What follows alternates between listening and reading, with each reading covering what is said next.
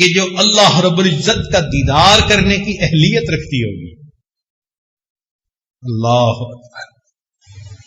دنیا میں ٹھیک استعمال کیا اپنی آنکھوں کو، آج اس کا بدلہ اتنی بہترین آنکھیں دی گئیں جو انبیاء کا دیدار کر رہی ہیں، جو نبی علیہ الصلوۃ والسلام کا دیدار کر رہی ہیں، جو اللہ رب العزت کا دیدار کر رہی ہیں، وہ آنکھیں عطا کر دی جائیں. وہ کان عطا کریں گے کہ اللہ رب العزت جنت میں قرآن مجید کی تلاوت کریں گے اور ایمان والے اس تلاوت کو سنیں گے. جوانی دی جائے گی جس کے بعد بڑھاپا نہیں آئے گا. چنانچہ مومن کی عمر جنت میں ہمیشہ 32 سال رہے گی کہ 32 سال کا نوجوان بھرپور نوجوان ہوتا ہے، اور عورت کی عمر 18 سال رہے گی کہ 18 سال کی نوجوان لڑکی اپنے حسن و جمال میں سب سے زیادہ بہترین ہوتی ہے. ایسی عمر ہمیشہ رہے گی. من پسند کا حسن دیں گے، ایسا ہاضمہ دیں گے کہ لذت لینے کے لیے کھائیں گے، پیٹ بھرنے کے لیے نہیں کھائیں گے. کھا کھا کے تھک جائیں گے، ایک ڈکار آئے گی، کھانا ہضم ہو جائے گا، پھر دوبارہ کھائیں گے. پکانے کی تکلیف نہیں دیں گے. اب جب جی چاہے گا ایک بادل آئے گا، دسترخوان لگے گا، پلیٹیں لگے گی، پکے بھنے ہوئے اس میں کھانے دے دیے جائیں. میرے بندو، تمہارا کام فقط انجوائے کرنا ہے. تم نے دنیا میں صبر کیا، تم نے دنیا میں امانت میں خیانت نہیں کی، تم نے ان نعمتوں کو ہمارے حکموں کے مطابق استعمال کیا. تم اس بات کے اہل ہو، تمہیں سجتی ہے یہ بات کہ ہم دنیا میں یہ نعمتیں تمہیں اور بہتر بنا کر. کیسی وہ جگہ ہوگی؟ حدیث پاک میں آتا ہے کہ ایک جگہ ہوگی، ایمان والے وہاں جائیں گے اور ان کو اپنی من پسند کا حسن عطا کیا جائے گا. اللہ اکبر. آج تو جو چہرہ اللہ نے بنا دیا اس کو بدل نہیں نہ سکتے. آنکھیں گول ہیں، بادامی نہیں بن سکتی، بادامی ہیں، گول نہیں بن سکتی. چہرے کا جو کمپلیکشن ہے وہ بدل نہیں سکتا. عورتیں زیادہ سے زیادہ اوپر کچھ لیپ چڑھا دیتی ہیں مگر اس سے شکل تو نہیں نہ بدل جاتی. نقش نین تو وہی رہتے ہیں. ناک جیسے اللہ نے بنائی، اب اس کے اوپر موم کی ناک تو لگا نہیں سکتی، وہ تو ویسی کی ویسی. مگر جنت میں جیسا حسن چاہیں گی، امیجنری بیوٹی، خیالی حسن اس کو عطا کر دیا جائے گا. میرا چہرہ ایسا، میری رنگت ایسی، میرے دانت ایسے، میری آنکھیں، پلکیں. اللہ اکبر. جو سوچتے جائیں گے اللہ عطا کرتے چلے جائیں گے. فرمائیں گے وَلَكُمْ فِيهَا مَا تَشْتَهِي أَنفُسُكُمْ وَلَكُمْ فِيهَا مَا تَدَّعُونَ. جو تمہارا جی چاہے گا آج ہر نعمت ہم تمہیں عطا فرمائیں. اللہ اکبر کبیرہ. وہ کیسی جگہ ہو. دنیا کے کپڑے آج بناؤ تو چند دنوں مہینوں کے اندر بوسیدہ ہو جاتے ہیں. پھر جتنا بھی امیر آدمی ہو کپڑے دھو کے پہنتا ہے. جنت میں دھونے کا مسئلہ ہی کوئی نہیں. حدیث پاک کا مفہوم کہ جنتی کے گھر میں انار کا درخت لگا ہوگا، جب کپڑے بدلنا چاہے گا اس انار کو کھولے گا اور اس میں سے ایک خوبصورت لباس فیکٹری کا پیک شدہ اس کو مل جائے گا. ہر مرتبہ نیا لباس پہنے گا، دھونے کا مسئلہ ہی نہیں. واہ میرے مولا، یہ اللہ تعالیٰ کا بوتیک ہے. ہر گھر میں ہر عورت کو دے دیا جائے گا.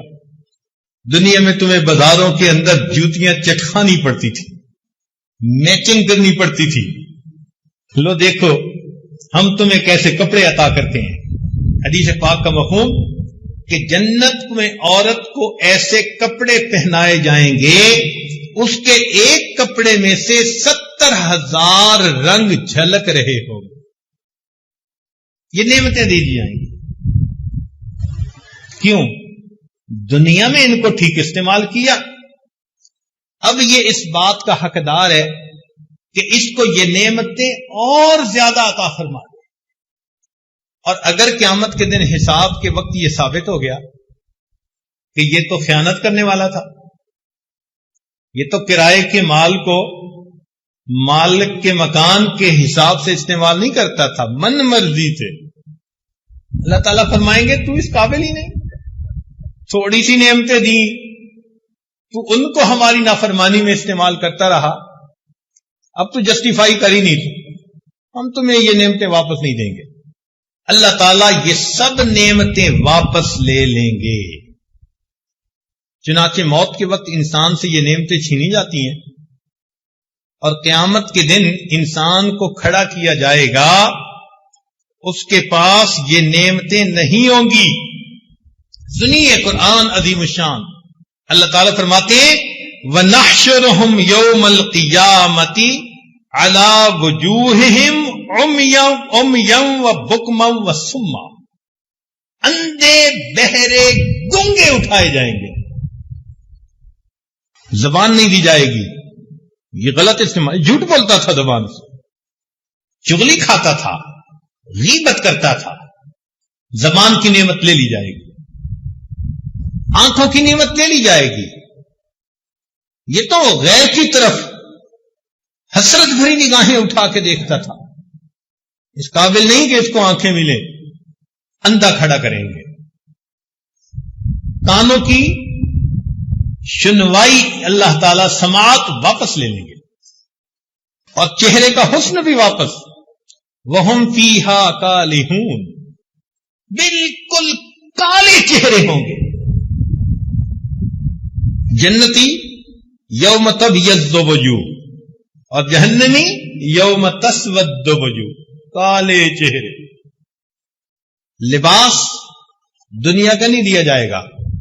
سرابیلہم من قطران، اللہ اکبر. اللہ تعالیٰ فرماتے ہیں گندھک کا بنا ہوا لباس دیں گے، اتنا بدبودار ہوگا. فقہا نے لکھا ساری دنیا کے انسان، حیوان، چرند پرند اگر مر جائیں اور ان کی لاشیں ایک جگہ پر اکٹھی کریں اور وہ گل سڑ جائیں، اتنی بدبو وہاں نہیں ہوگی، اتنی بدبو جہنمی کے کپڑوں میں ہوگی. آج تو خوشبوئیں لگاتے ہیں نا جی، چھڑکتے ہیں اپنے اوپر. ایسے کپڑے جب پہنائیں گے مجھے تو لگتا ہے دم ہی گھٹ جائے گا. مکان بڑے نہیں دیں گے، کوٹھیوں میں رہنے والے، بڑے مکانوں میں رہنے والے. تو اس مکان میں ہماری نافرمانی کرتا تھا، اب تجھے مکان نہیں ملے گا. مکانن ضیقن، اتنا تنگ مکان ہوگا کہ وہاں رہ نہیں سکے گا. دعوا ہنالک ثبورا، موت مانگے گا. کہا جائے گا لا تدعوا اليوم ثبورا واحدا وادعوا ثبورا کثیرا. ایک موت نہ مانگو، جتنی چاہے موتیں مانگو، تمہاری جان نہیں چھوٹتی. تم اللہ کی امانتوں میں خیانت کر کے آنے والے لوگ ہو، تمہیں مزہ چکھائیں گے. تم کس مالک و ملک کے حکم کو پس پشت ڈالا. موت بھی مانگے گا، موت نہیں آئے گی.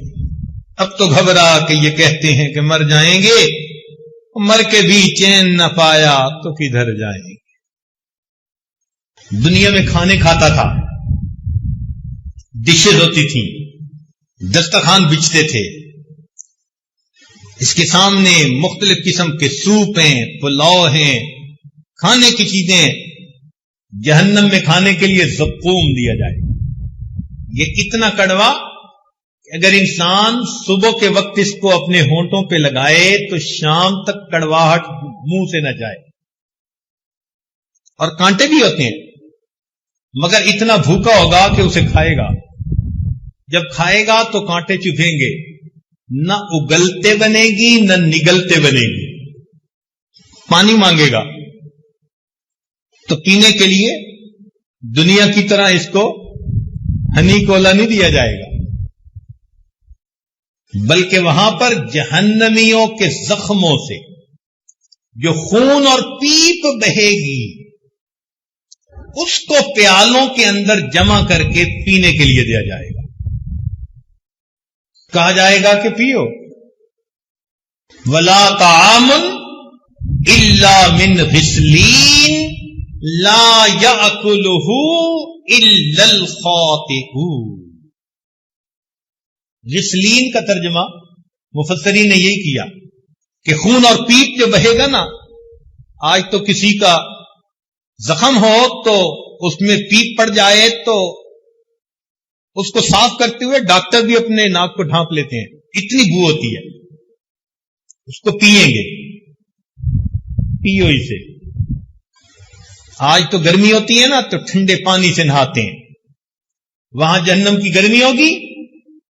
یصب من فوق رؤوسہم الحمیم، گرم کھولتا پانی سر پہ ڈالیں گے. اس دماغ میں بھس بھرا ہوا تھا. یہ ہمارے غیر کے بارے میں ہر وقت سوچتا رہتا تھا، غیر سے محبت کے دعوے کرتا تھا، میں تمہارے بغیر رہ نہیں سکتا. یہ بولتا تھا. آج اس کے دماغ کے اوپر کھولتا پانی ڈالو. یہ لوگوں کے دل دکھاتا تھا. اللہ تعالیٰ ایسی جگہ پہنچائیں گے، نار اللہ الموقدہ التی تطلع علی الافئدہ، آگ کی چنگاریاں اٹھیں گی اور گائیڈڈ میزائل کی طرح اس کے دل کو ٹارگٹ بنائیں گی. تم لوگوں کے دل دکھاتے تھے، آج تمہارا دل دکھائیں. تو موت نام ہے اللہ تعالی کی دی ہوئی ان نعمتوں کے چھن جانے کا. دوبارہ نعمتیں ملیں گی جب ہم قیامت کے دن پروو کر سکیں گے کہ مولا ہم نے ان صلاحیتوں کو تیرے دین کے لیے استعمال کیا، تیری محبت میں زندگی گزارتے تھے، تیری یاد میں جیتے تھے، تیرے کعبے کو جبینوں سے بسایا ہم نے، تیرے قرآن کو سینوں سے لگایا. یہ لوگ ہوں گے جو قیامت کے دن کامیابی پانے والے ہوں. اور جو دنیا میں مستیاں اڑانے والے، نمازوں کی پرواہ نہیں، حلال حرام کی تمیز نہیں، اولئک ما یأکلون فی بطونہم الا النار. اب سوچنے کی بات یہ ہے کہ ہمیں اللہ تعالی کی ان نعمتوں کو آئندہ اللہ تعالی کے حکموں کے مطابق استعمال کریں. اگر غلط استعمال کریں گے تو ہم ڈسکوالیفائی ہو جائیں گے، خود ہی ڈسکوالیفائی ہو جائیں گے. ہم ان نعمتوں کے قابل ہی نہیں ہیں. کوالیفائی کرنے کے لیے ان نعمتوں کو اللہ کے حکموں کے مطابق استعمال کیجیے. آپ ذرا غور کریں، اگر یہ نعمتیں اللہ رب العزت ہمیں نہ دیتے تو ہم کیسے زندگی گزار پاتے؟ ذرا اس آدمی سے پوچھئے جس کو اللہ رب العزت نے آنکھیں نہیں دی. ایک مرتبہ ایک نابینا لڑکا تھا، نوجوان تھا، آیا مجھے کہنے لگا جی میرے لیے حضرت دعا کر دیں. تو ایسے ہی دل میں خیال آیا بھئی یہ نوجوان ہے، کہہ رہا ہے میرے لیے دعا کریں، تو میں پوچھوں تو صحیح کیا دعا کرواتا ہے. تو میں نے پوچھا کہ بھئی کیا دعا کریں. میرا گمان یہ تھا کہ شاید یہ کہے گا جی کہ میری شادی ہو جائے. لیکن جیسے ہی میں نے پوچھا اس نابینا کی آنکھوں میں آنسو آ گئے. مجھے کہنے لگا حضرت ابھی بھی مجھے بتانے کی ضرورت ہے میں کتنا بدنصیب انسان ہوں کہ جس کو میں ماں اور باپ کہتا ہوں میں زندگی میں کبھی ان کا بھی چہرہ نہیں دیکھ سکتا. اس نوجوان کے آنسوؤں نے مجھے آنکھوں کی قدر سکھا دی. یہ آنکھیں کتنی قیمتی ہیں. قرآن نہیں دیکھ سکتا، بیت اللہ کو نہیں دیکھ سکتا، اللہ والوں کے چہروں کو نہیں دیکھ سکتا. ایک نعمت ہے جس سے بندہ محروم. اس بندے کو دیکھو جس کی زبان کام نہیں کرتی، گنگا ہوتا ہے، اس کے اندر جذبات ہیں مگر اپنے جذبات کا اظہار نہیں کر سکتا، جس کی سماعت کام نہیں کرتی وہ اشاروں سے باتیں سمجھتا ہے۔ ہم نے ایک نوجوان کو دیکھا، اتنا خوبصورت، لاکھوں میں کوئی ایک، رال ٹپک رہی تھی۔ میں نے پوچھا بھائی خیریت تو ہے؟ کہنے لگے جی کہ اس کا دماغ کام نہیں کرتا۔ میں نے باڈی دیکھی تو حیران ہوا، اللہ، لاکھوں میں کسی کو آپ اتنی خوبصورت جسمانیت دیتے ہوں گے مگر چونکہ دماغ نہیں تھا، منہ سے رال ٹپک رہی تھی اور اسے اپنا ہوش ہی نہیں تھا۔ سوچئے اگر اللہ رب العزت دونوں ہاتھ نہ دیتے تو کیا ہوتا؟ جس کے دونوں ہاتھ نہیں ہوتے، ذرا سوچئے وہ بندہ کھانا کیسے کھاتا ہوگا؟ پانی پینے میں دوسرے کا محتاج، کپڑے پہننے میں دوسرے کا محتاج، سردیوں میں بستر میں سو جائے تو اپنی رضائی کو ٹھیک کرنے میں دوسرے کا محتاج، جسم کی نجاست صاف کرنے میں دوسرے کا محتاج، ناک صاف کرنے میں دوسرے کا محتاج، کان کھجانے میں دوسرے کا محتاج، چہرے دھونے میں دوسرے کا محتاج، اس کی زندگی کیسے گزرتی ہوگی؟ ہم نے اپنی زندگی میں ایک مقتول یدین بندے کو دیکھا، اس دن احساس ہوا اللہ دونوں ہاتھوں کا سلامت رہنا آپ کی کتنی بڑی نعمت ہے۔ اللہ رب العزت نے دونوں پاؤں عطا کر دی۔ جن کے پاؤں نہیں ہوتے، کٹے ہوئے ہوتے ہیں، فالج زدہ ہوتے ہیں، ذرا ان سے ان پاؤں کی قدر و قیمت تو معلوم کر کے دیکھیں۔ یہ تمام نعمتیں اللہ نے بن مانگے عطا فرما دی، کیا اس لیے دی کہ ہم اس کے حکموں کی نافرمانی کریں؟ نہیں، ہرگز نہیں۔ آنکھیں دی، قرآن بھی دیا، میری کتاب کو دیکھو گے اور اس سے پڑھو گے۔ پاؤں دیے تو مسجد بھی بنوا دی، ان پاؤں سے چل کے میرے گھر کی طرف جاؤ گے۔ زبان دی تو دین کی دعوت کا حکم بھی دے دیا، اپنی زبان سے میرے بندوں کو میری طرف بلاؤ گے۔ تو کیا ہم یہ تمام نعمتیں اللہ رب العزت کی مرضی کے مطابق استعمال کر رہے ہیں؟ آج ہم اس بات کو بیٹھ کر سوچیں، یا خواہشات کے پیچھے بھاگتے پھر رہے ہیں، وقتی لذتوں کی خاطر، وقتی مزوں کی خاطر اپنے مالک کو ناراض کرتے پھر رہے ہیں۔ بچے کو بھی کہے نا کہ بھائی تمہیں آئس کریم لے کر دیں گے مگر تھپڑ لگائیں گے، تو بچہ بھی ڈیل نہیں کرتا۔ ہم بچے سے بھی گئے گزرے کہ دنیا کی ان آئس کریموں اور ٹافیوں کے پیچھے ہم اللہ کے عذاب کو اپنے اوپر لازم کر لیتے۔ یہ جو نیلی پیلی چل رہی ہوتی ہیں غیر محرم، یہ بھی تو ٹافیاں ہی ہیں نا بچوں والی، ان کی طرف جو نظر اٹھی تو ہم نے اپنے آپ کو جہنم کی عذاب کو مستحق بنا لیا۔ اسی کو کہتے ہیں لمحوں نے خطائیں کی، صدیوں نے سزا پائی۔ لمحوں نے خطائیں کی، صدیوں نے سزا پائی۔ اللہ رب العزت نے ہر انسان کو نفس عطا فرمایا، اس نفس کے اندر خیر بھی ڈال دی اور شر بھی ڈال دیا۔ چنانچہ علماء نے لکھا ہے کہ نفس کے 3 مرتبے ہیں۔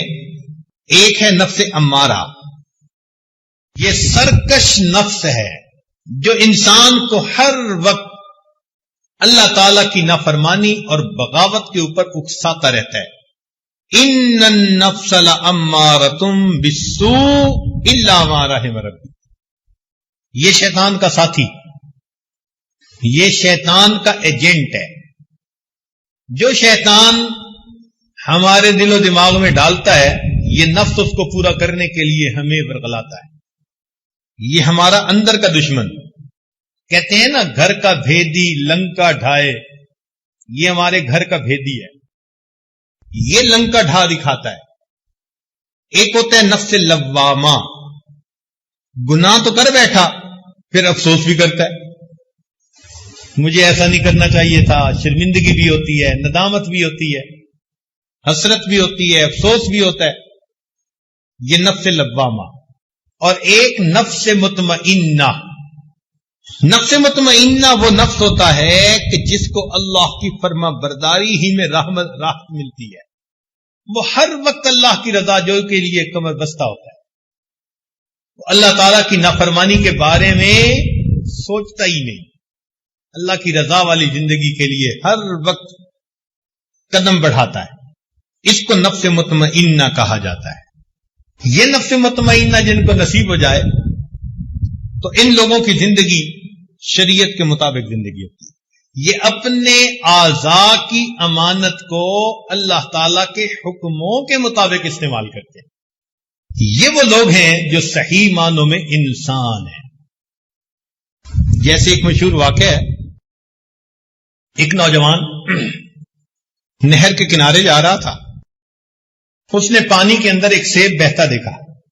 بھوک لگی ہوئی تھی، آگے بڑھ کر سیب اس نے کھا لیا. جب پیٹ میں کچھ پہنچ گیا، اب بات سمجھ میں آئی کہ یہ سیب میرا تو نہیں تھا، تو کسی اور کی ملکیت، اور میں نے تو بغیر اجازت کے کھا لیا. لہذا اب مجھے چاہیے کہ میں اس کے مالک کے پاس جاؤں، یا قیمت ادا کروں یا معافی مانگ لوں. چنانچہ اس نے پانی کے اپوزٹ ڈائریکشن میں اپ سٹریم چلنا شروع کر دیا. آگے جا کر اس کو سیب کے باغات نظر آئے، ٹہنیاں نہر تک آئی ہوئی تھی. اس نے سوچ لیا کہ یہاں سے سیب گرا اور میں نے کھایا. باغ کے مالک کے پاس گیا، کہنے لگا میں فقیر آدمی ہوں، میرے پاس پیسے تو نہیں کہ دے سکوں، تو آپ برائے مہربانی مجھے یہ حق معاف کر دیں. انہوں نے کہا میں تو معاف نہیں کرتا. اچھا بھائی جتنا مانگتے ہیں لے لیں. اس نے کہا ٹھیک ہے، میں ایک شرط لگاتا ہوں، اس کو پورا کر دو، میں معاف کر دوں گا. کیا شرط؟ میری ایک بیٹی ہے، آنکھوں سے اندھی، کانوں سے بہری، زبان سے گنگی، ہاتھ پاؤں سے لنگڑی لولی، یوں سمجھو زندہ لاش ہے. اس سے نکاح کرو اور اس کے ساتھ زندگی گزارو. نوجوان حیران، عجیب آزمائش میں مبتلا ہو گیا. پھر اس نے سوچا کہ دنیا میں ایسی زندہ لاش کے ساتھ زندگی گزارنا آسان، قیامت کے دن اللہ کے سامنے جواب دہ ہونا یہ مشکل کام. دن طے ہو گیا، نکاح ہو گیا. جب بیوی کے پاس گیا تو دیکھا کہ وہ صحیح سالم خوبصورت ہنستی بولتی نوجوان لڑکی. اگلے دن سسر سے ملاقات ہوئی. اس نے کہا بتاؤ بھائی کہ آپ نے مہمان کو کیسے پایا؟ کہنے لگا جی کہ آپ نے تو کہا تھا کہ وہ گنگی ہے، بہری ہے، اندھی ہے، لولی لنگڑی ہے. اس نے کہا سنو، میری ایک ہی بیٹی تھی، میں نے اس کو دین پڑھایا، قرآن کی حافظہ، حدیث کی عالمہ بنایا. اب میں چاہتا تھا کہ اس کا میں نکاح ایسے بندے سے کروں کہ جس کے دل میں اللہ کا خوف ہو، تقویٰ ہو جس میں. جب تم ایک سیب کی خاطر مجھ سے معافی مانگنے آئے تو میں نے ڈیسیژن لیا کہ اس نوجوان کے دل میں اللہ کا بڑا خوف ہے، اور جس کے دل میں اللہ کا خوف ہو وہی بیویوں کے حقوق ادا کر سکتا. اس لیے میں نے کہا. اس نے کہا مگر آپ نے جو بیٹی کے بارے میں بتایا وہ چیزیں تو ٹھیک نہیں تھی. اس نے کہا دیکھو، میں نے کہا تھا کہ یہ بکماء اللسان ہے، اس لیے کہ اس نے کبھی غیر محرم سے کوئی بات ہی نہیں کی. یہ امیاء العینین ہے، اس لیے کہ غیر محرم کی طرف اس نے کبھی آنکھ اٹھا کے نہیں دیکھی. میں نے کہا یہ سماع الاذنین ہے، اس نے کبھی غیر محرم کی شر والی باتیں ہی نہیں سنی. میں نے کہا یہ کسیحۃ القدمین ہے، اس کے دونوں پاؤں فالج زدہ، اس لیے کہ میری اجازت کے بغیر گھر سے کبھی نکلی ہی نہیں. ایسے بھی تو لوگ زندگی گزار گئے. یہ ہیں صحیح معنوں میں انسان کہ جن کے جسم کا ایک ایک عضو اللہ رب العزت کی رضا کے مطابق استعمال ہوتا ہے۔ عبداللہ بن مبارک رحمۃ اللہ کو ایک عورت ملی جو ہر بات کے جواب میں اللہ کے قرآن کی آیت پڑھتی تھی۔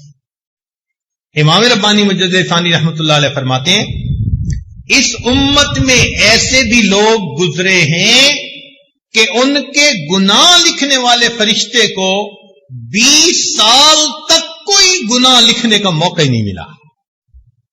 یہ صحیح معنوں میں انسان ہے جن کا ہر عمل اللہ تعالی کی مرضی کے مطابق، ان کے ہر عمل پر ان کے سینے میں نور بھر دیا جاتا ہے۔ یہ ایمان کا نور، اعمال کا نور، یہ قیامت کے دن ان کے کام آئے گا۔ اس نور کے ساتھ پھر یہ لوگ زندگی گزارتے ہیں۔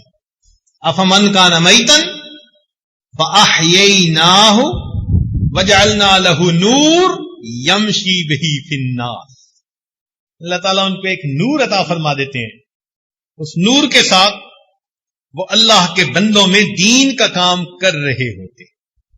ایک جگہ فرمایا افمن شرح اللہ صدرہ للاسلام فہو علی نور من ربی، دیکھا آخر وہ جس کے سینے کو ہم نے اسلام کے لیے کھول دیا وہ اللہ کی طرف سے ایک نور پر ہوتا ہے۔ یہد اللہ لنورہ من یشاء، اللہ جس کو چاہتا ہے اپنی نور کی طرف رہنمائی عطا فرمائے۔ اللہ تعالیٰ فرماتے ہیں اپنے پیارے محبوب صلی اللہ علیہ وسلم کو ما کنت تدری مل کتاب ولا الایمان ولکن جعلناہ نور نہدی بہ من نشاء من عبادہ، اس نور سے کاش کہ ہمارا بھی سینہ بھر جاتا۔ یہ نور قیامت کے دن کام آئے گا۔ چنانچہ اللہ تعالیٰ فرماتے ہیں یوم لا یخزی اللہ النبی والذین آمنوا معہ یسعی نورہم بین ایدیہم وبایمانہم، قیامت کے دن ایمان والے جب کھڑے ہوں گے تو ہر طرف گھپ اندھیرا ہوگا، ہر بندے کے سر پہ اس کے ایمان کی اعمال کا نور ہوگا اور اس روشنی میں وہ اپنا راستہ دیکھتے، یہ ایمان کا نور ہوگا۔ پھر منافق مرد لوگ جو ہوں گے، عورتیں ہوں گے، وہ اس وقت ایمان والوں سے کہیں گے نقتبس من نورکم، اپنی اس روشنی سے ہمیں بھی ذرا راستہ دیکھنے دو۔ قیل ارجعوا وراءکم فالتمسوا نورا، انہیں کہا جائے گا کہ جاؤ واپس، یہ نور تو دنیا سے ملا کرتا ہے۔ اس لیے ایمان والے کہتے ہیں ربنا اتمم لنا نورنا، اللہ ہمارے اس ایمان کے نور کو مکمل کر دی۔ آج ہم میں سے کتنے ہیں جو اس نور کی حفاظت کے لیے فکر مند ہیں؟ بعض اوقات واز سنتے ہیں، نصیحت سنتے ہیں، مراقبہ کرتے ہیں، دل میں نور آتا ہے مگر باہر نکل کر ایک آنکھ غلط اٹھائی سارے نور کی بتی کو گل کر بیٹھے، ہمیں احساس ہی نہیں ہوتا ہمارے اندر کا نور بجھا کہ نہیں، الا ماشاء اللہ۔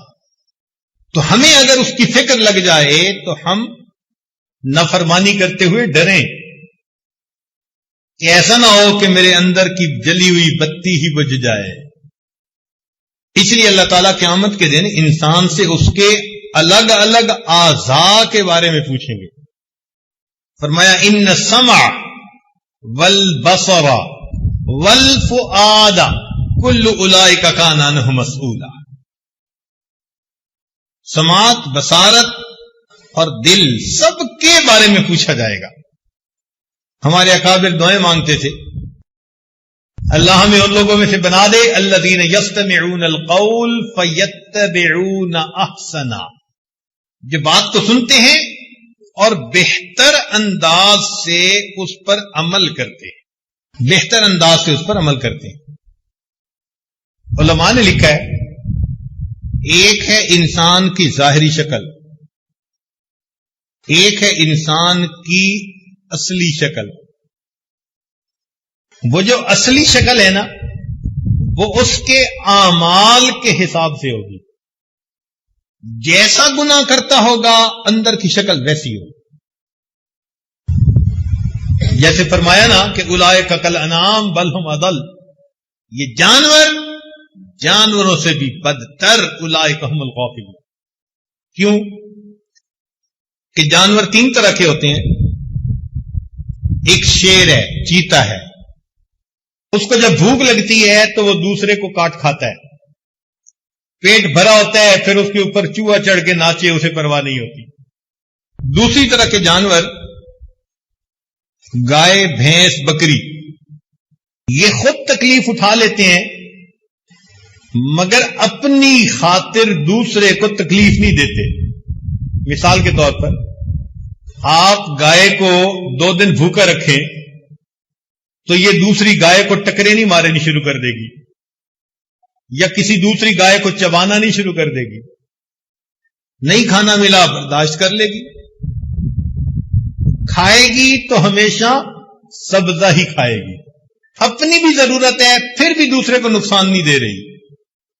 اور تیسرے جانور جیسے کہ سانپ اور بچھو. بچھو کے بارے میں مشہور ہے کہ یہ ہر چیز کو کاٹتا ہے.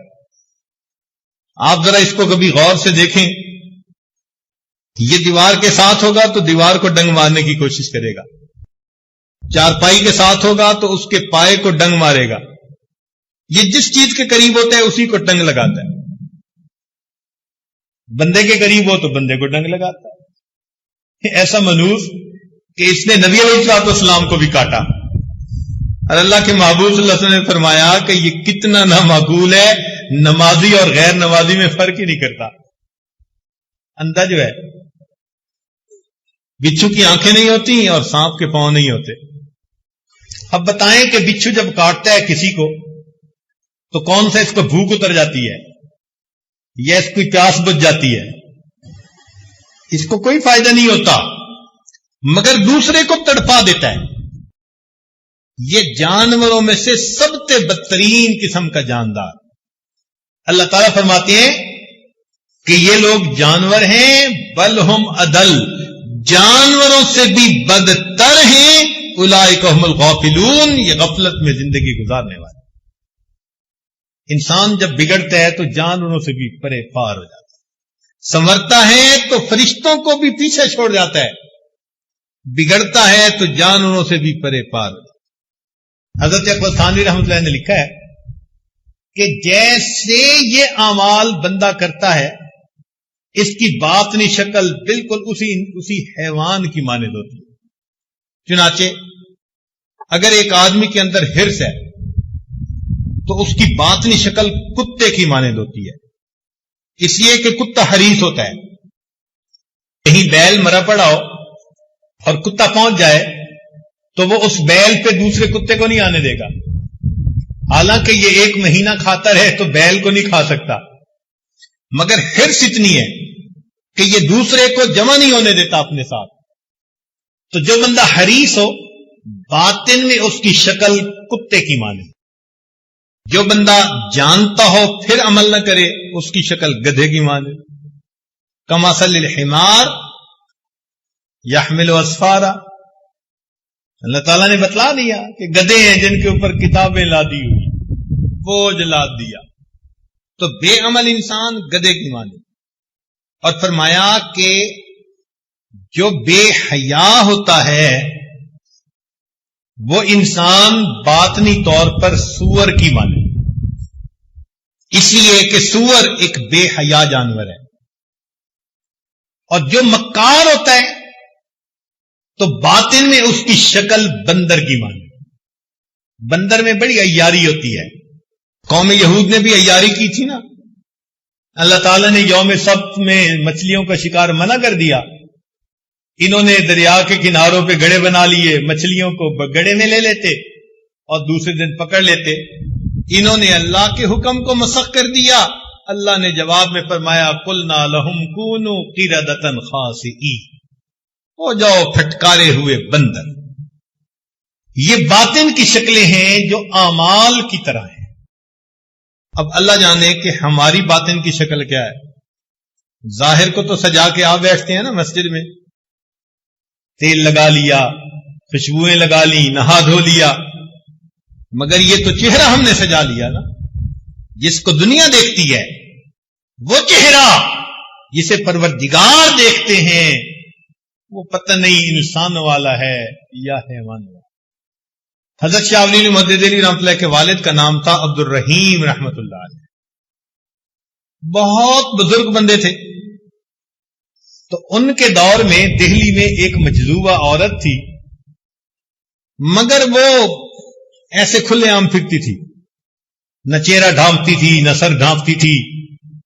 اس کو لوگ منع بھی کرتے تھے، وہ سنتی نہیں تھی کسی کی. لوگ کہتے تھے پاگل ہے، بے وقوف ہے، دیوانی ہے، چھوڑو پرے. بڑی مدت کے بعد ایک جگہ وہ کھڑی تھی کہ شاہ ولی اللہ محدث علی رحمۃ اللہ کے والد ادھر سے گزر پڑے. جیسے اس عورت نے دیکھا وہ بھاگی اور کسی کی اس نے چادر اٹھائی اور اپنے آپ کو چادر میں لپیٹ لیا، چھپ گئی چادر میں. جب وہ چلے گئے تو یہ پھر اسی طرح چادر سے نکل کے باہر آ گئے. لوگوں نے کہا حیا کر، کہ اس بندے کو جاتے دیکھ کے تو بڑے لپٹ گئی اور اب پھر رہی ہے. اس مجذوبہ نے کہا کہ مجھے میرے پروردگار نے انسانوں سے پردہ کرنے کا حکم دیا. بڑی مدت کے بعد آج انسان دیکھا، یہ جو بازار میں ہے کتے بلے خنزیر، ان سے میں کیا پردہ کروں. بالکل یہی واقعہ حضرت شاہ عبد العزیز رحمۃ اللہ علیہ کے ساتھ پیش آیا. یہ حضرت شاہ ولی اللہ محدث دہلوی رحمۃ اللہ علیہ کے جانشین ان کے بیٹے تھے، بہت بڑے عالم تھے.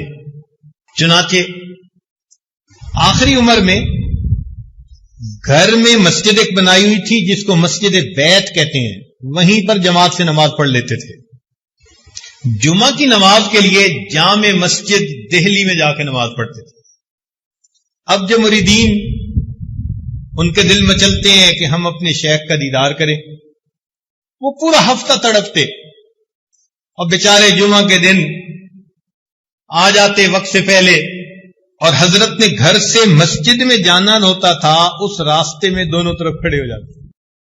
حضرت جمعہ پڑھنے کے لیے نکلتے تو ایک بڑے میاں بڈھے صاحب ساتھ ہوتے جو خادم تھے آپ کے، اور حضرت جیسے ہی نکلتے سر پہ ایک رومال ڈال لیتے. اس رومال کی وجہ سے وہ کھڑے ہوئے لوگوں کو درشن بھی نصیب نہ ہوتا.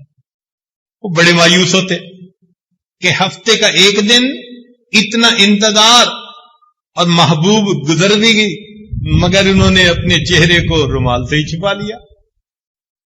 تو کسی نے ان کے خادم بڑے میاں کو کہہ دیا. تو وہ بڈھے صاحب جو تھے وہ کہنے لگے حضرت یہ بھی عجیب بات ہے، ایک تو ہفتے کے بعد گھر سے نکلیں اور اگر لوگ انتظار میں کھڑے ہوئے تو چہرے کو رومال سے چھپاویں. تو جب اس نے یہ پوچھا نا تو حضرت نے اپنا رومال اس بڈھے کے سر پر ڈال دیا. کہتے ہیں جیسے سر پہ ڈالا وہ چیخ اٹھا. حضرت نے رومال ہٹا لیا. لوگوں نے پوچھا تجھے کیا ہوا؟ کہنے لگا جیسے ہی میرے سر پر رومال ڈالا گیا مجھے یوں لگا کہ بازار انسانوں سے نہیں بلکہ جانوروں سے بھرا ہوا. شاہ صاحب نے پھر اسے بات سمجھائی کہ دیکھو میں جب باہر نکلتا ہوں مجھے ان کی اصلی شکلیں نظر آتی ہیں کشف کی نظر میں، اس کو میں نہیں دیکھنا چاہتا، اس لیے میں اپنے رومال کو درمیان میں آڑ بنا لیتا ہوں. ہو بہو اسی قسم کا واقعہ حضرت مولانا احمد علی لاہوری رحمۃ اللہ کے ساتھ پیش آیا. وہ اپنے درس قرآن میں سنایا کرتے تھے. فرماتے تھے کہ میں ایک دفعہ بازار میں جا رہا تھا، ایک مجذوب ملا، مجھے دیکھ کر پوچھتا ہے احمد علی انسان کہاں بستے ہیں؟ میں نے دیکھا بازار بھرا ہوا. میں نے کہا حضرت یہ انسان ہی تو ہیں. جیسے ہی میں نے کہا انہوں نے ایک بڑی عجیب سی نظر مجمع پہ ڈال کے کہا کہ یہ سب انسان ہیں. وہ کہتے ہیں کہ جب انہوں نے کہا نا یہ سب انسان ہیں تو اس بات کا میرے دل پر ایسا اثر ہوا کہ مجھے بازار کتے بلے خنزیر کے ساتھ بھرا ہوا لگا.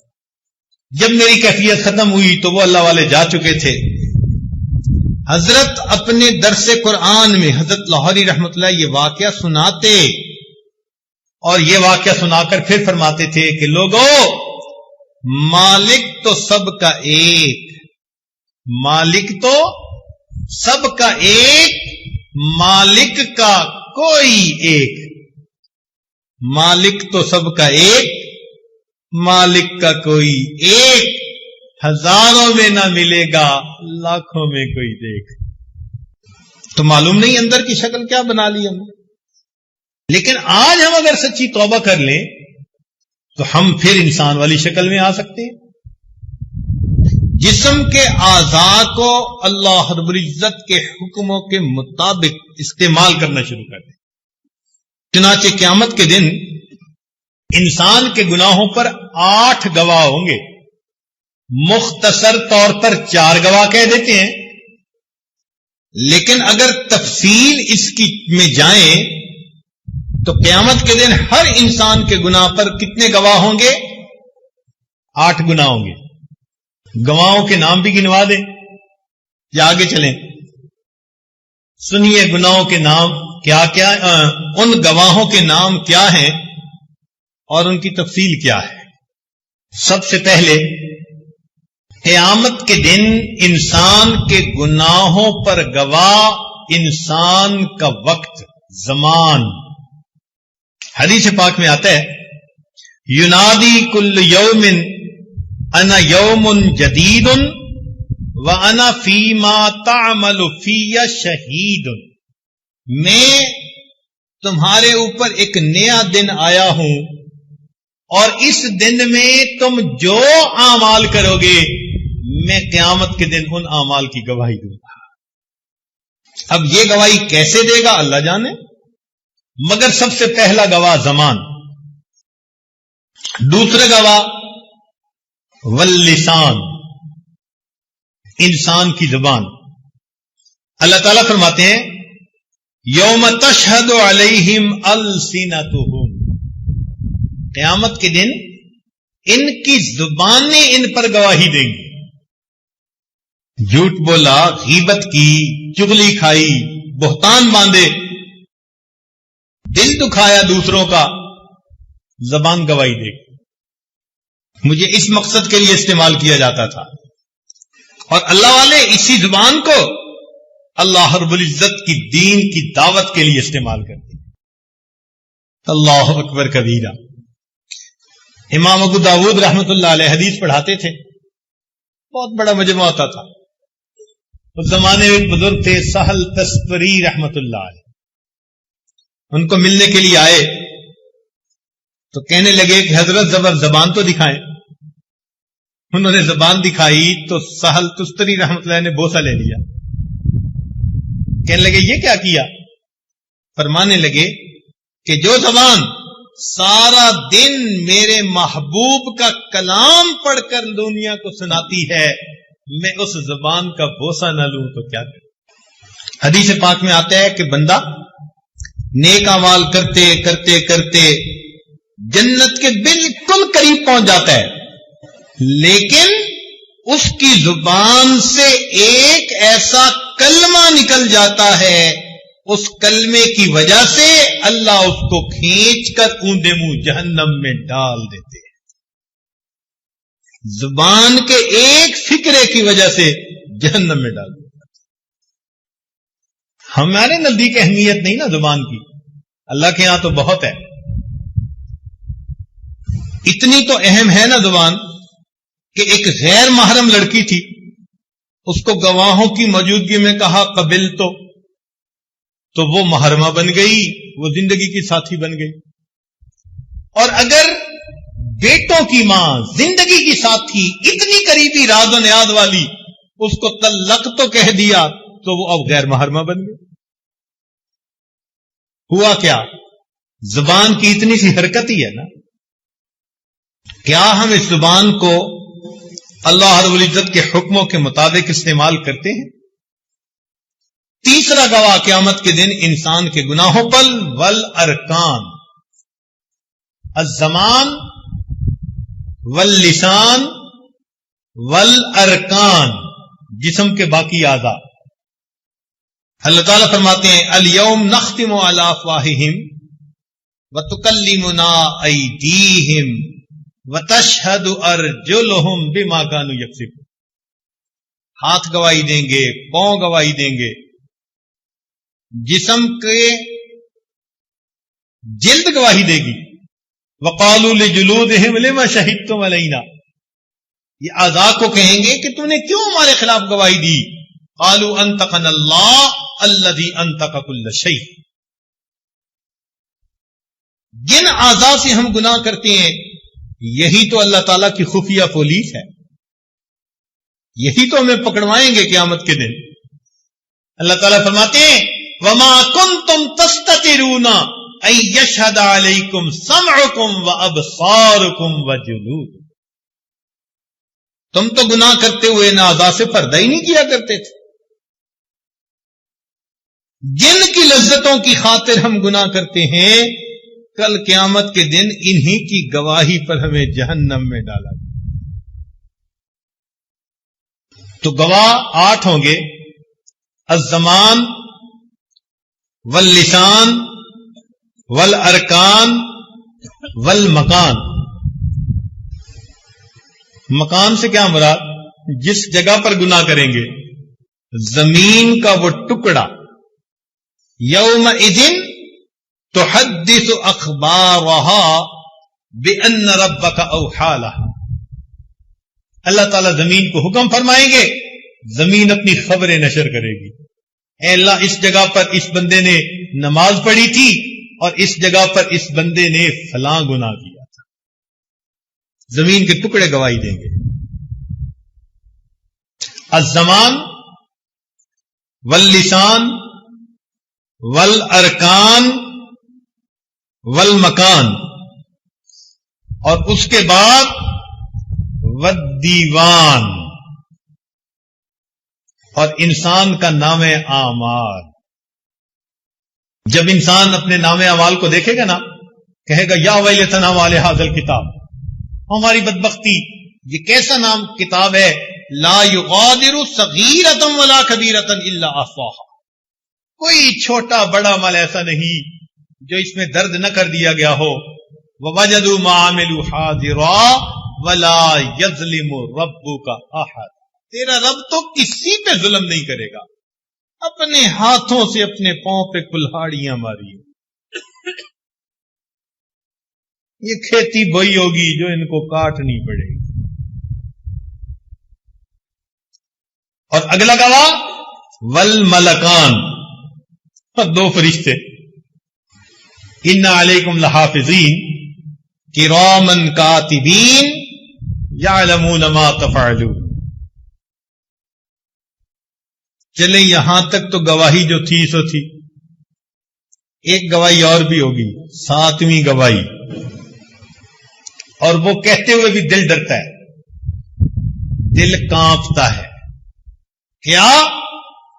وہ گواہ ہوں گے نبی الانس والجان، نبی علیہ السلام بھی گواہی دیں۔ سنیے قرآن عظیم الشان، اللہ تعالیٰ فرماتے ہیں فَكَيْفَ إِذَا جِئْنَا مِن كُلِّ أُمَّةٍ بِشَهِيدٍ وَجِئْنَا بِكَ عَلَى هَؤُلَاءِ شَهِيدًا، ہمارے اعمال نبی علیہ السلام کو پیش کیے جاتے ہیں، اللہ کے نبی بھی گواہی دیں گے، جنہوں نے بخشش کروانی ہے، جنہوں نے شفاعت کرنی ہے، ہم ان کا بھی دل دکھاتے ہیں۔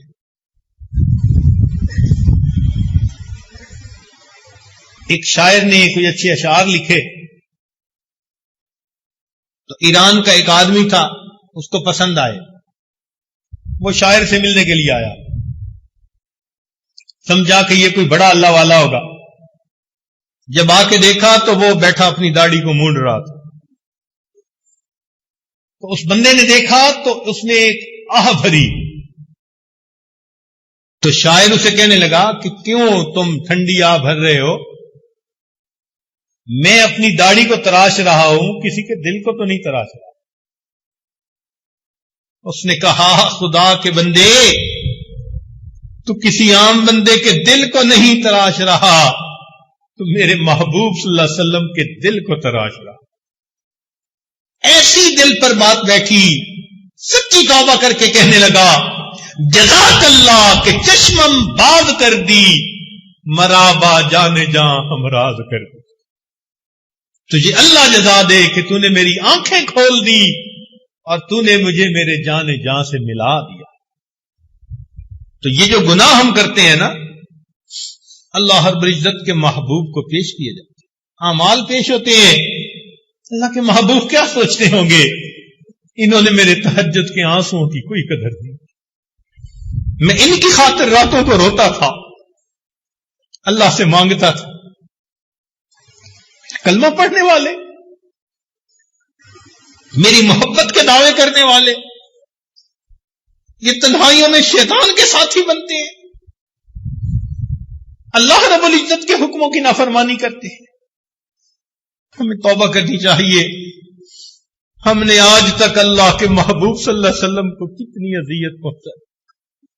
اور 8واں گواہ جس کو کہتے ہوئے اور زیادہ ڈر لگتا ہے،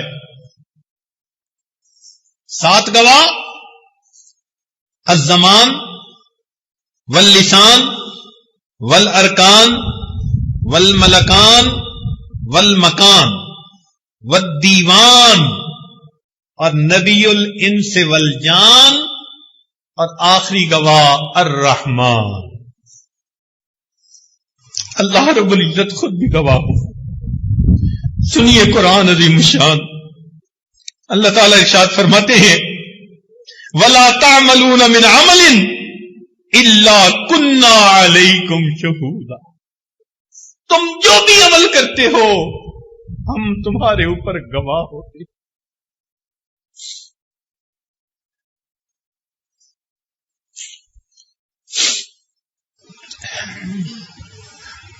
سوچئے یہ نافرمانی ہمیں کہاں لے ڈوبے گی؟ آج وقت ہے ہم اللہ رب العزت کے سامنے سچی توبہ کر لیں۔ میرے مولا، ہم آپ کے سامنے آپ کے حکموں کی نافرمانیاں کرتے رہے، آج احساس ہوا ہم سچی توبہ کرتے ہیں۔ میرے مولا، آپ سے معافیاں مانگتے ہیں، اے اللہ معاف کر دیجئے۔ آپ نے قرآن مجید میں فرمایا کہ اچھے بروں کے ساتھ اچھائی کا سلوک کریں۔ میرے مولا، ہم برے نکلے، ہم برائی کے مرتکب ہوتے رہے، مگر آپ تو اچھے ہیں۔ مولا، اچھے بروں کے ساتھ اچھائی کا معاملہ فرمائے، آپ اچھائی کا معاملہ فرما دیجئے، ہمارے ان گناہوں کو معاف کر دیجئے، ہماری ان خطاؤں کو بخش دیجئے۔ یہ آپ کی دی ہوئی نعمتیں ہیں۔ اگر اللہ رب العزت کوڈ فٹ کر دیتے کہ میرے دیے ہوئے جسم کے جس عضو سے نافرمانی کرو گے یہ عضو معطل ہو جائے گا، آج ہمارے جسم کے اعضاء کام بند کر چکے ہوتے، آنکھیں بند ہو چکی ہوتی، کان بہرے ہو چکے ہوتے، زبانیں گنگ ہو چکی ہوتی، ہاتھ پاؤں شل ہو چکے ہوتے۔ تو اللہ کی رحمت ہے، اس سب کچھ کے باوجود اپنی نعمتیں استعمال کے لیے عطا کیے جا رہے ہیں۔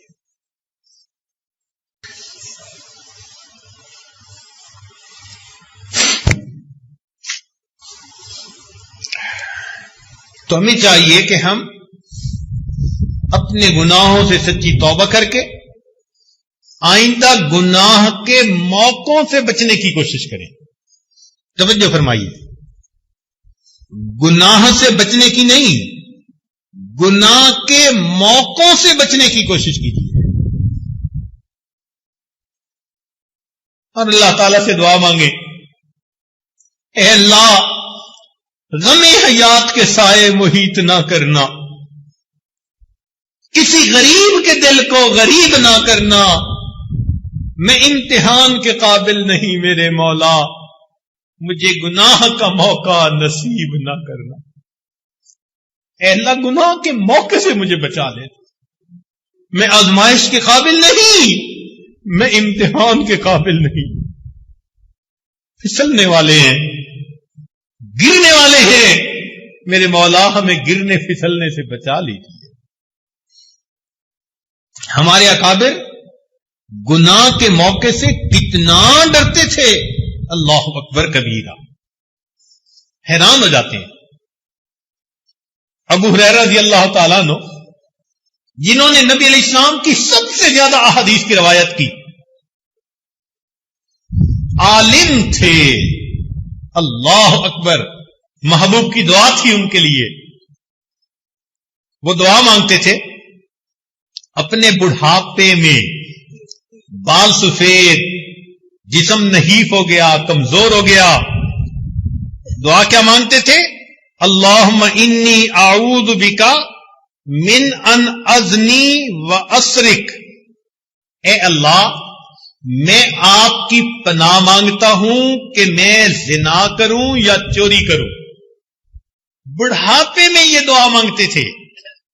قیل لہو، انہیں کہا گیا کبر سنک، آپ کی اتنی بڑھاپے کی عمر ہو گئی، وانت صاحب رسول اللہ، اور آپ رسول اللہ صلی اللہ علیہ وسلم کے صحابی ہیں، اتخاف علی نفسک، کیا آپ اپنے نفس سے اب بھی ڈرتے ہیں؟ من الزنا والسرقہ، آپ زنا کر لیں گے یا چوری کر بیٹھیں گے؟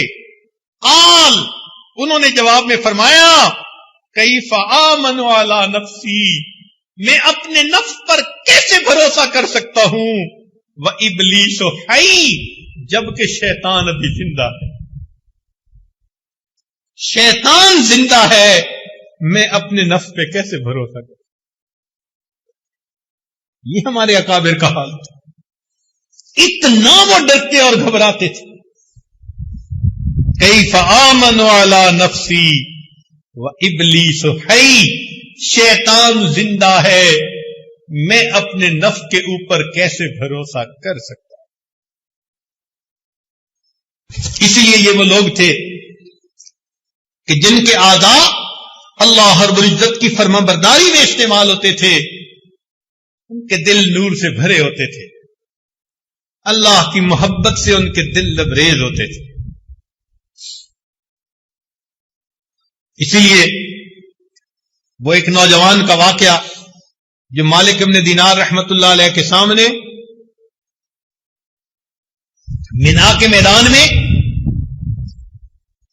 اپنے آپ کو اللہ کے حضور پیش کرتا ہے، اور پیش کرتے ہوئے کیا کہتے ہیں؟ اللہ، سب لوگ جانور قربان کریں گے، میں فقیر ہوں، اتنے پیسے نہیں کہ میں جانور خرید کے قربان کروں، اے اللہ ہذہ نفسی یا ربی فتقبلھا منی، میری جان حاضر ہے، قبول کر لے، یہ کہہ کر کلمہ پڑھا اور اپنی جان آفری کے سپرد کر۔ یہ وہ لوگ ہوتے ہیں جو اللہ رب العزت سے اتنی محبت کرنے والے۔ اس لیے سیدنا عمار ابن یاسر رضی اللہ عنہ فرمایا کرتے تھے، اے اللہ اگر مجھے معلوم ہوتا کہ اس پہاڑ سے گرانے پر آپ راضی ہو جائیں گے تو میں اپنے آپ کو پہاڑ سے گرا دیتا، اگر میں جانتا آگ میں کود جانے پر آپ راضی ہو جائیں گے میں آگ میں چھلانگ لگا دیتا، اللہ اگر میں جانتا سمندر میں گر پڑنے پر آپ راضی ہو جائیں گے تو میں سمندر میں بھی جو ہے وہ چھلانگ لگا دیتا۔ اے اللہ انی ارید وجہک، میں تو فقط آپ کی رضا چاہتا ہوں اور اسی رضا کے لیے زندگی گزار رہا۔ ہم اللہ رب العزت کی رضا کے لیے زندگی گزاریں۔ چنانچہ ابو العباس میں عطا فرماتے ہیں کہ میں جنید بغدادی کو ملنے گیا اور ان کے اوپر آخری وقت تھا، میں نے جا کے سلام کر دیا۔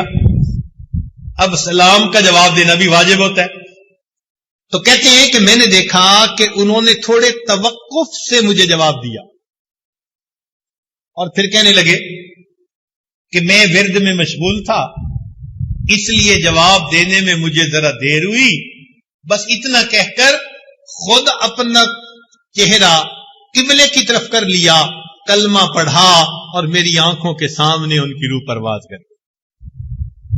آخری وقت تک ان کی یہ حالت ہوتی ہے۔ پیر ننھے میاں بھوپالی، ان کی بیٹی کا نام حفصہ تھا،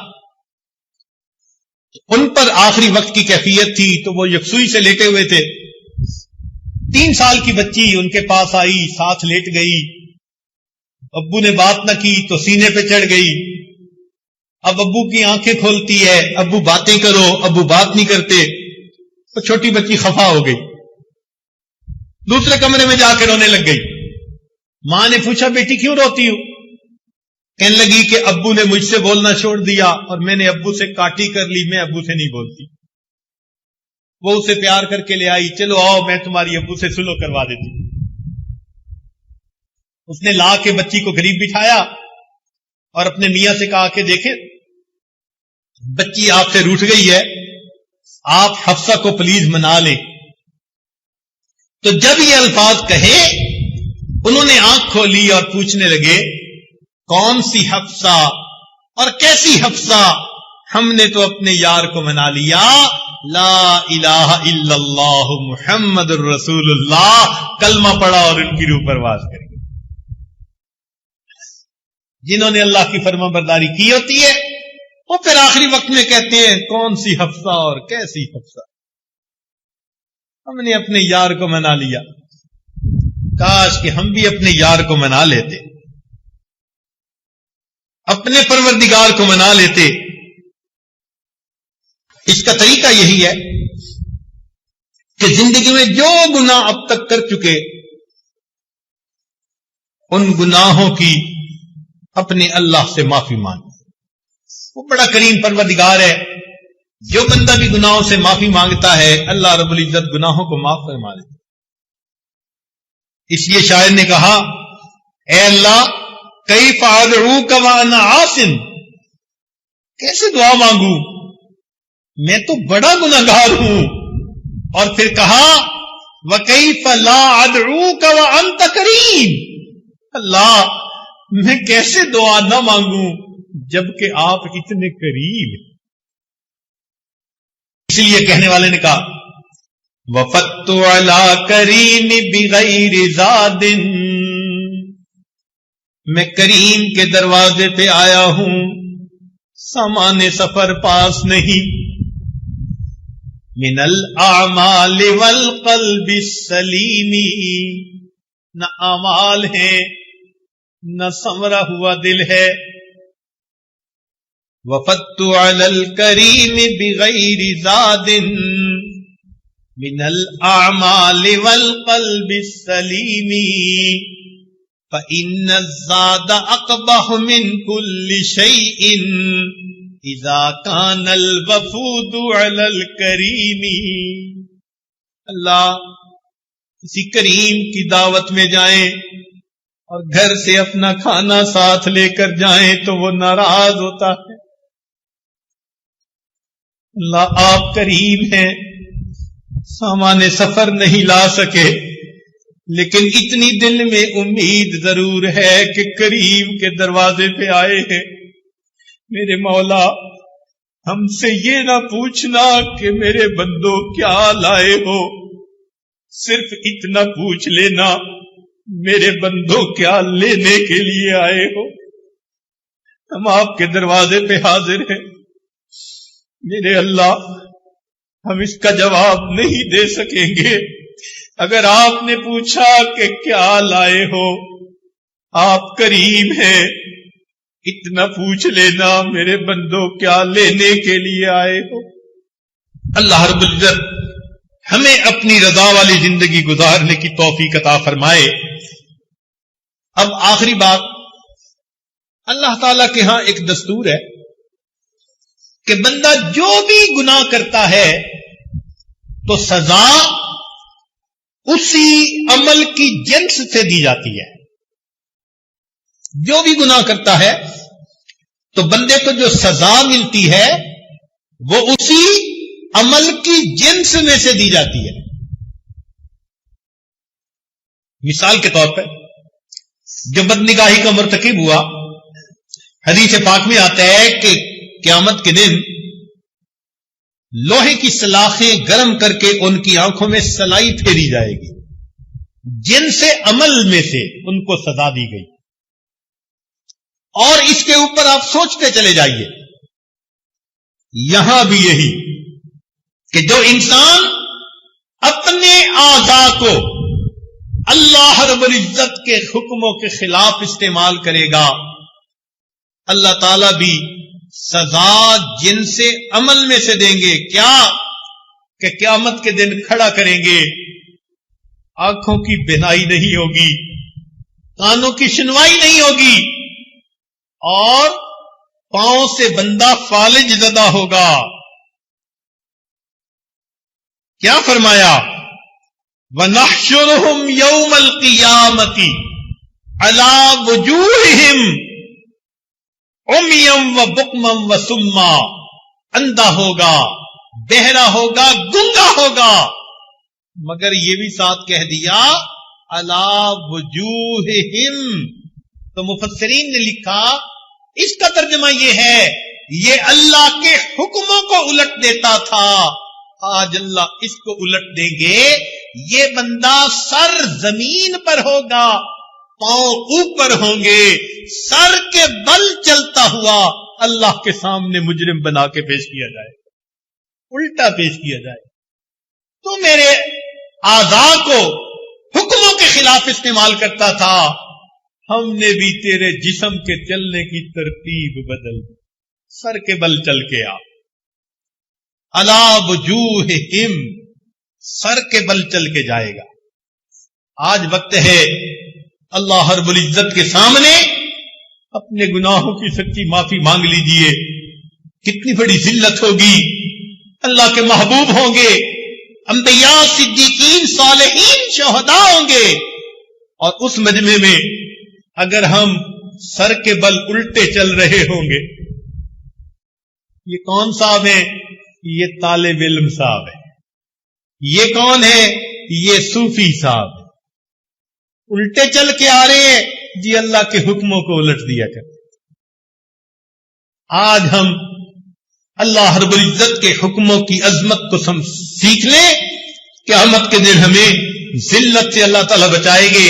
فرمایا یوم لا یخزی اللہ النبی والذین آمنوا معہ. قیامت کے دن اللہ تعالیٰ اپنے نبی علیہ السلام کو اور جو ایمان والے ان کے ساتھ ہوں گے ان کے ساتھ نے ذلیل و رسوا نہیں. نبی علیہ السلام کے سامنے ہم کیسے حاضر ہوں گے؟ اسی کو شاعر نے یوں کہا،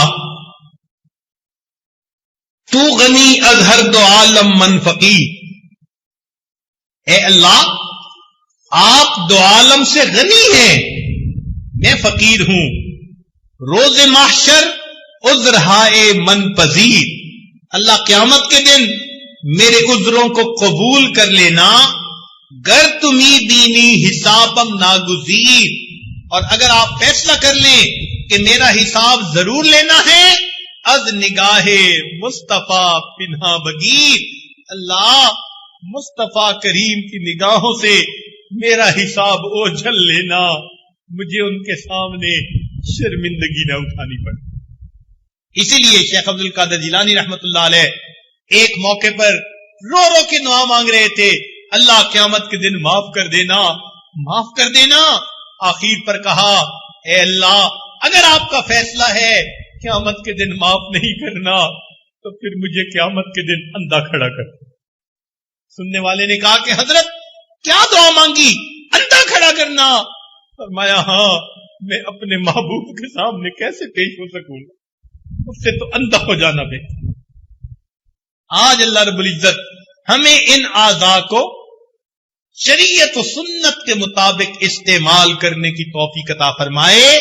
اس لیے کہنے والوں نے کہا کہ اعضاؤکم اعداؤکم، تمہارے اعضاء تمہارے اعداء ہوں گے، اور اگر نیکی پر زندگی گزارو گے اعضاؤکم اصدقاؤکم، یہ تمہاری گواہ بنیں گے.